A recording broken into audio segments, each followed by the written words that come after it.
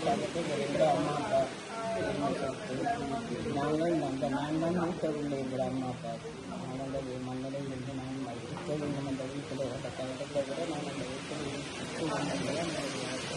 ஆனால் ஜனாதிபதி சொல்கிறார் மக்களை காணும் மக்களுக்கு தானே. ஆனால் நிறைய நம்பிக்கை இருக்குது, விடுவாருன்னு நம்பிக்கை இருக்குது. 35 வருஷமாக நாங்கள் அரியாக தான் வாழ்ந்து கொண்டிருக்கிறோம். எங்களை சொந்த நிலத்தை முடிவாரும் முடிஞ்சு தரவும் அதான் எங்களுடைய ஆசை. எங்களை தலைமுறை முடிஞ்ச எங்களை பிள்ளைகளுக்கு தெரியாது, என்னையும் தெரியா காணியும் தெரியா. எங்களுக்கு பிள்ளைகளை விட்டா சரி 2 பிள்ளைகளை பிரயோசனம் இது தோட்டங்கள் எல்லாம் நிறைய இருக்குது. நல்ல பொண்ணுகளை போகணும், அதனால இருக்கா அப்படி வச்சு தரவும். 3 தலைமுறை காலம் அழிந்து விட்டது. நாம் 3வது தலைமுறை காலம் 4வது தலைமுறை காலத்திலாக நிம்மதியாக எமது பிரதேசத்தில் வாழ்வதற்கு இந்த அரசாங்கம் அன்றா திசைநாயக்க அரசாங்கம் எங்களுக்கு ஒரு முடிவொன்று எடுத்து இந்த இடத்தை விட்டு தருமாறு எங்களுடைய மாண்புமிகு ஜனாதிபதி அவர்களை அன்போடு கேட்டுக்கொள்கின்றோம். அடுத்த தலைமுறை என்றாலும் நிம்மதியாக இந்த சொந்த மண்ணில் வாழ்ந்து சொந்த மண்ணிலே சாக வேண்டும் என்பது எமதாவா. அதற்கு அவர் ஆதரவு தருவாராக நாங்கள் நம்பிக்கையோடு ஆவலோடு எதிர்பார்க்கிறோம். கலாலி கிழக்கு ராஜேஸ்வரி அம்மன் ஆலயத்தின் இன்றைக்கு உற்சவத்தை இட்டு இராணுவத்தினரிடம் கதைத்து இன்று மக்களின் வேண்டுகோளுக்கு இணங்க அவர்களின் வழிபடுவதற்கான உரிமையை இன்றைய தினம் பெற்றுக் கொடுத்திருக்கின்றோம்.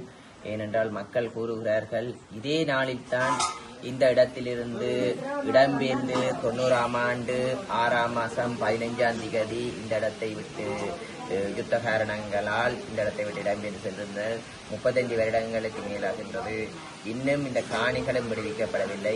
இதற்கான நடவடிக்கையை துரிதமாக மக்களுக்கு பெற்றுக் கொடுக்க வேண்டிய கடப்பாடு பாராளுமன்ற உறுப்பினராகிய எங்களுக்கு இருக்கிறது.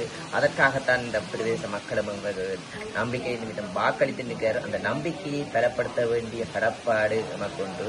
இதற்கான நடவடிக்கை எடுப்பதற்காக எமது அரசாங்கத்திற்கான இந்த தகவலை தெரிவிப்போம்.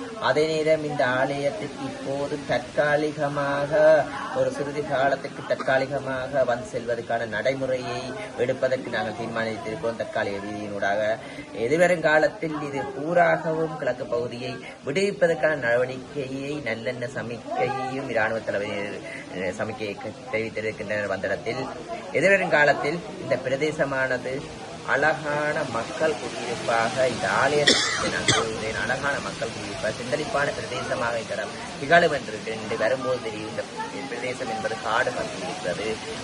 இந்த அம்மா என்னிடம் தெரிவிக்கும் போது கருத்தை தெரிவிக்கும் போதே உணர்கிறேன்.